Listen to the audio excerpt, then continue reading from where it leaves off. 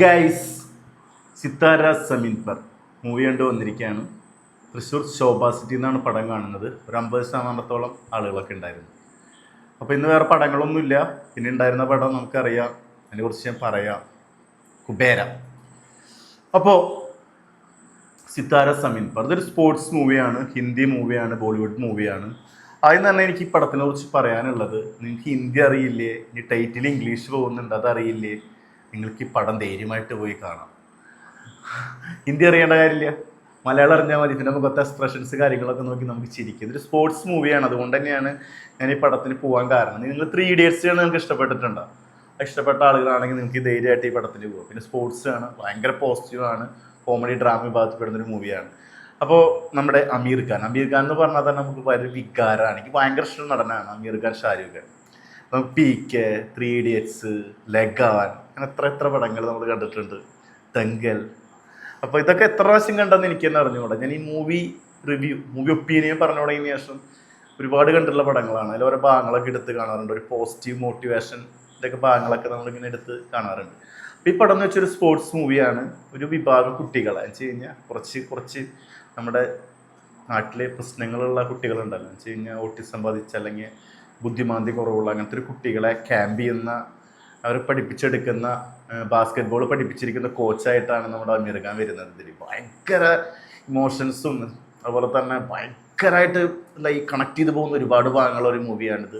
അതിൽ 8-9 പേര് വരുന്നുണ്ട് കുട്ടികളായിട്ട്. അവരൊക്കെ പേരിൽ ഡീറ്റെയിൽ കൊടുത്തിട്ടുണ്ട്. ഗനീലിയനെ കാലങ്ങൾക്ക് ശേഷം സ്ക്രീനിൽ കണ്ടിട്ട് എന്തൊരു രസമാണെന്ന് പറയും, ഇപ്പോഴും കാണാം. ഭയങ്കര ഫാനാണ് ഗനീലിയയുടെ. അടിപൊളി അഭിനയമാണ്. ഇവർ നമ്മളെ കുറേ കോംബോ സീനുകളൊക്കെ ഉണ്ട്, കിടുവാണ്.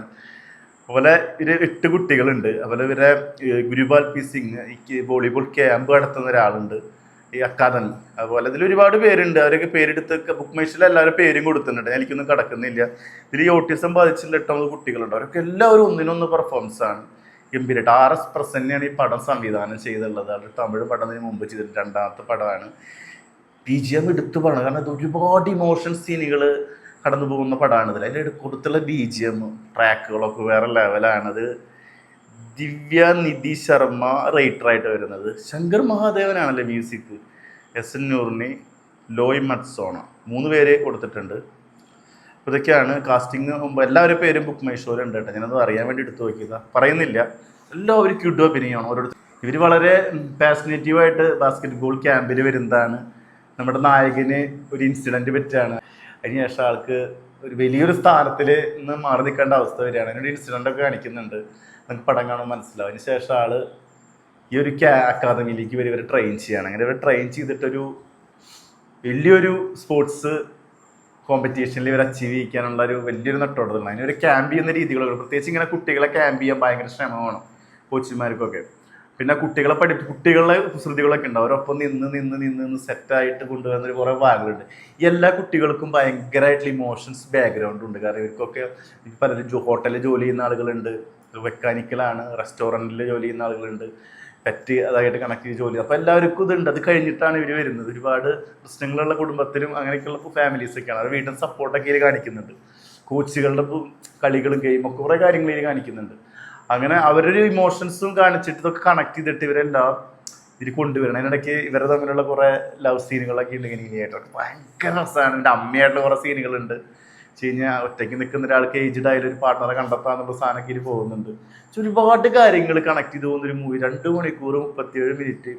പിന്നെ എല്ലാ സ്പോർട്സ് മൂവിയിലും നടക്കുന്നൊരു ക്ലൈമാക്സ് ഉണ്ട്. അത് ഡിഫറെൻ്റ് ആയിട്ടൊരു സംഭവമാണ് നടക്കുന്നത്. പടം കാണാൻ നമുക്കറിയാം. അത് അധികം രസമായിട്ട് ചെയ്തിട്ടുണ്ട്. പിന്നെ ആ ഒരു സ്പോർട്സ്മാൻ സ്പിരിറ്റൊക്കെ എടുത്ത് കാണിക്കുന്നത് ക്ലൈമാക്സിൽ വേറെ ലെവലാണ്.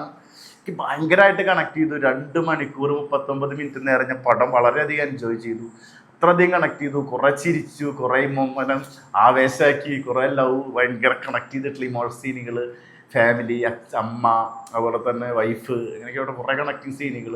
പ്രത്യേകിച്ച് ഈ 9 കുട്ടികളെ ട്രെയിൻ ചെയ്തെടുക്കുന്നു, അവരുടെ ലൈഫിലൂടെ കടന്നു പോകുന്ന കുറേ സീനുകളൊക്കെ ഉണ്ട്. എലീനെ കൊണ്ടുവരുന്നുണ്ട് ഒരു സീനിലൊക്കെ, ഭയങ്കര രസമായിട്ടുണ്ട്. പേടിമാരുന്ന സീനുകളൊക്കെ ഉണ്ട്.